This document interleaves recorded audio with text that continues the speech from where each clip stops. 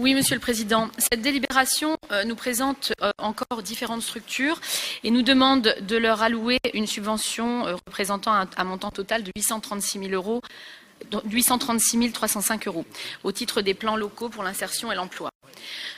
Pour chaque subvention, nous avons une présentation avec raison sociale, projet, dont le bilan, les actions et le coût de l'opération, ainsi que le budget prévisionnel, ces derniers donnant le montant des frais de personnel. Nous pouvons donc considérer que la notion de transparence est assez respectée.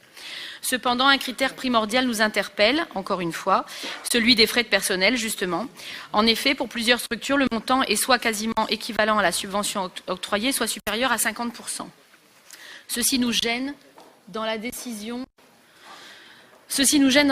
de notre vote, car nous pensons que les subventions versées doivent avant tout servir le but de ces structures, ainsi que leur résultat, c'est-à-dire l'emploi, toujours l'emploi, et non le clientélisme.